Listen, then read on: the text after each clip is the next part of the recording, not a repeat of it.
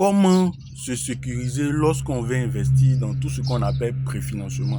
Lorsque tu entends préfinancement, ça veut pas dire grand chose. Ça veut dire simplement que c'est ton argent, ils vont prendre pour travailler. Ouverture de voie, quoi. Tout ce qu'ils vont faire dedans, pose poteau, pose électrique, pose bornage, tout ça là. C'est ton argent, ils vont prendre pour travailler.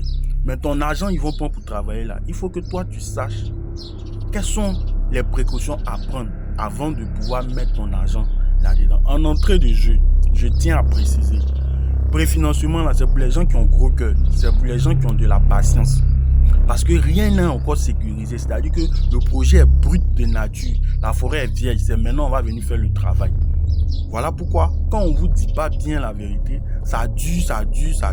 Et cette étape-là, préfinancement, là, pour faire un projet de lotissement, il y a 18 étapes. Donc les 18 étapes-là, celui qui vient vous dit qu'il va vous donner terrain après les travaux, bien il va vous vendre terrain là. C'est pas lui qui a les 18 étapes. Donc lui, il peut pas vous donner une date exacte. C'est très important. Donc voilà les trois choses que tu dois faire au préalable avant de pouvoir mettre ton argent dans tout ce qu'on appelle préfinancement. La première des choses, c'est le contrat qui lie le promoteur au villageois. Parce que pour que le promoteur puisse lancer son projet de lotissement, il allait voir les villageois et ils lui ont donné les terres pour pouvoir travailler. Et en contrepartie, ils vont donner une partie à ce promoteur-là et les villageois vont avoir une partie. Donc, il y a un contrat qui les lie.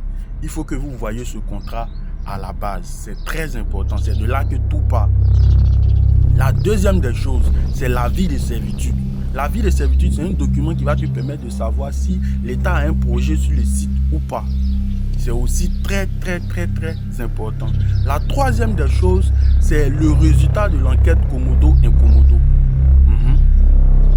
C'est pour voir si le terrain n'est pas litigieux, si, voilà, tous ces paramètres qui sont autour là.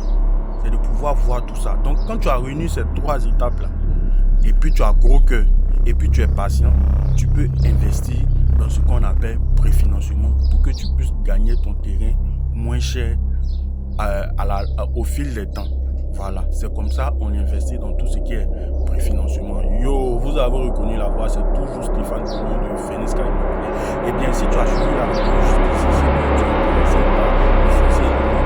intéressé par le alors, like, commente, partage, abonne-toi et mets la vidéo en favori surtout pour ne rien manquer de nos prochaines vidéos. Au passage, j'ai écrit les 10 erreurs qui te font perdre ton investissement immobilier. Alors, si tu es intéressé par ce document, regarde en commentaire, clique sur le lien pour récupérer le document gratuitement. On n'oublie pas, hésitation plus peur égale à quoi? Blessure.